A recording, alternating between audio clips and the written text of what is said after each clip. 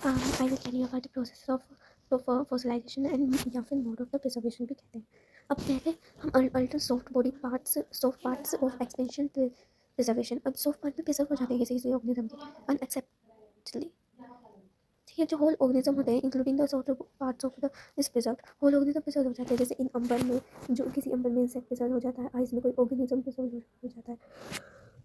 अब अंबर क्या है? अंबर एक फॉसिलाइज्ड रिजीम है जो ट्रीज से निकलता है। ये स्वीटनेस होती है इसके अंदर जो इंसेक्ट को अट्रैक्ट करती है और ट्रैप कर देती है उसको इस रिजीम में। जो लेटर है वो उसमें कुछ देर बाद जो लम्स ऑफ रिजीम है वो ग्राउंड पे गिर जाते हैं, वो बरीड हो जाते हैं इन द सेडिमेंट और फिर सॉलिड अंबर प्रिजर्व हो जाता है। जैसे एक वस्तन लिग्नाइट मीन्स माइन है जहाँ पे सूरत गुजरात में, वहाँ पर बहुत सारे अंबर में प्रिजर्व हुए हैं इंसेक्ट। मैं इसका फोटो दिखाती हूँ अभी। जैसे ये अंबर है, इसमें ऑर्गेनिज्म प्रिजर्व, ये इंसेक्ट प्रिजर्व हो गया। अब सेकंड है जो ऑर्गेनिज्म ग्लेशियर एरियाज में भी प्रिजर्व होते हैं, वो जो आइस है उसमें ट्रैप हो जाता है और नेचर और बिना किसी ऑक्सीजन से ये बेस्ट प्रिजर्वेशन है फ्रोजन एनिमल को प्रिजर्व करने के लिए।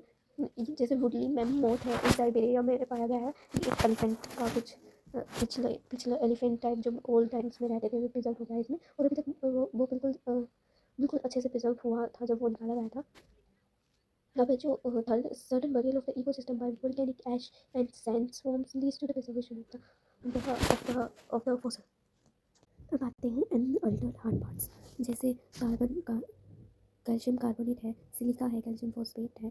शेल में और इंटरनल स्केलेटन में ये पाए जाते हैं। एग्जांपल मरीन एनिमल्स, ये लैंड एनिमल्स होते हैं और नियर लेक्स एंड लेक्स के आसपास प्रिजर्व होते हैं। जैसे कोरल, मोलस्कास, प्रोटोजोआ, ये सब प्रिजर्व होते हैं, मतलब मिलते हैं लेक के आसपास।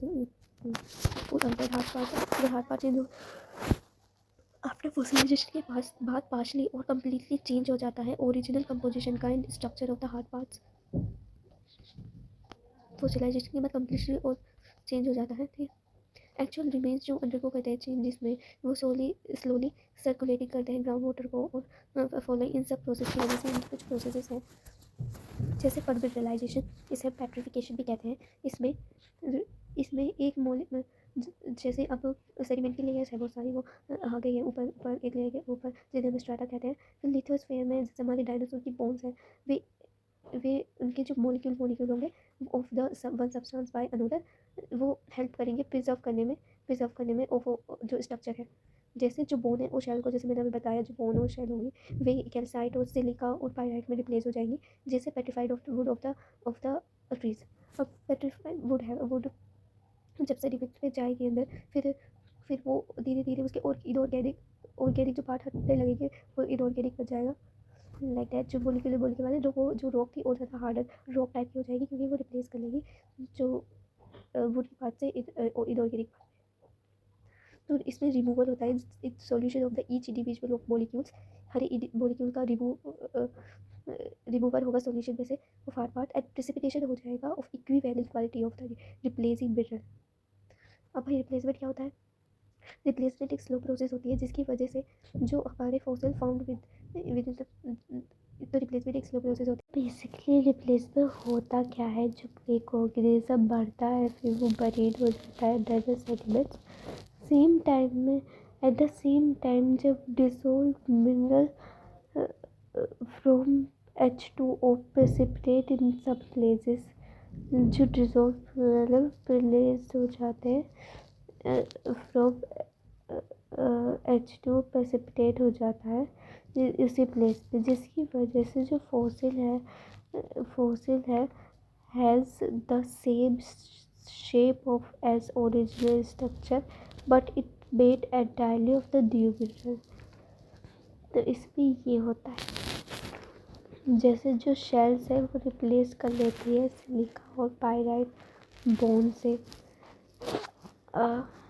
ठीक है, तो इसमें ये फॉसिलाइजेशन के प्रोसेस है जिसकी वजह से original organic matter of organism completely dissolve हो जाता है, वो सब्स्टिट्यूट कर लेता है बाय मिनरल को, molecule by molecule, while preserving the fine details of the organism.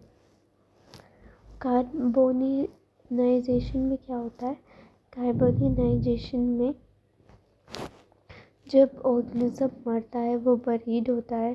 Heat और प्रेशर की वजह से वो ग्रेजुअली रिमूव कर लेता है वाटर को, वोलेटाइल सब्सटेंसेस को, जैसे nitrogen, oxygen and volatile constituent को। फिर वो कार्बन में रिच हो जाता है और कॉइल बना लेता है। जैसे जो कार्बन है वो फॉर्म कर लेता है thin thin dark layer on the rock, जो दिखाता है shape and fine detail of organ और एक्चुअल ओरिजिनल ऑर्गेनिज्म। ठीक है। जो कार्बन फिल्म है वो लेफ्ट हो जाती है जो ब्लैक और शाइनी फॉसिल पे। ये प्लांट लीफ है जो प्रिजर्व्ड हो जाती है कार्बनाइज फॉसिल पे, कोल माइन पे, मोस्ट ऑफ कोल माइंस पे। तो ये था। अब मोल्ड और कास्ट क्या होते हैं। मोल्ड, जो ये मोल्ड है ये क्या है, ये hollow remaining in the rock beds due to the removal of the hard parts in the rocks are called mould. Basically ये इंप्रेशन होते हैं जो जो ऑर्गेनिज्म के होते हैं। जैसे ये अम्योनाइट्स का ये इंप्रेशन बन रहा है इसके साइड रॉक पे, होलो रिमेनिंग। जब मोड फिल हो जाता है, अब मोड जो ये है, मोड जो फिल हो जाता है मिनरल मैटर से, उसे जो 3D मोड है इसे हम कास्ट बोलते हैं। अब एक्सटर्नल मोड भी होता है और इंटरनल मोड भी होता है। जैसे इसमें है, अब ये फॉसिल सेल है। अब एक्सटर्नल मोड जो ये होल है ये इसके एक्सटर्नल मोड को दिखा रहा है, और जो ये अंदर का है ये इंटरनल मोड को दिखा रहा है। तो ये sediment surrounding the shell and filling the shell cavity hardens. Okay.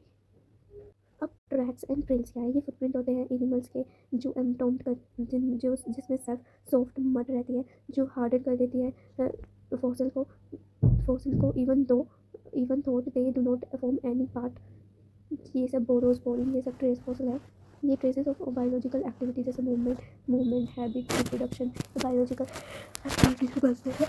अब फॉसिल की इंपॉर्टेंस क्या क्या होती है। एविडेंस, पहला evidence in the favour of the organic evolution and migration of the plants and animal. अब हमें पता है जैसे गोंडवाना जो लैंड था वो डिवाइड हो गया था, इंडिया अलग अफ्रीका अलग, तो हमें अलग अलग पार्ट्स में जो इंडिया था अलग अलग पार्ट्स में हमें अलग अलग फॉसिल देखने को मिलते हैं। जैसे गोलोप्सोटेरिस, ये एक प्लांट है जो हमें ज़्यादातर हर जगह पे मतलब ये इसका second establish of the geological age of the rock bed and correct order of the succession.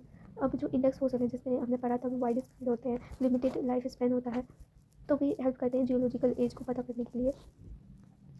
Reconsideration of the पैलियोजोग्राफी जब हम रिकंस्ट्रक्ट करेंगे, जैसे हमें फिर पता चलेगा पास्ट लाइफ के बारे में, पास्ट में क्या हुआ था, जैसे फॉसिल ट्रीज इनकी जब हम स्टडी करेंगे। जैसे Gondwana land India once the continent of the Gondwana, हमें ये पता चला जब हमने फॉसिल की स्टडी की असर्टिंग पैलियो क्लाइमेट।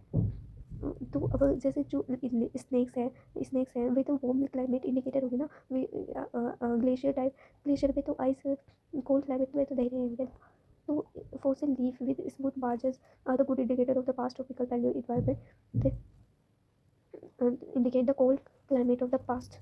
ये कोल्ड क्लाइमेट को बताती है, और जो एनिमल्स हैं वे होम एनवायरमेंट को बताती है।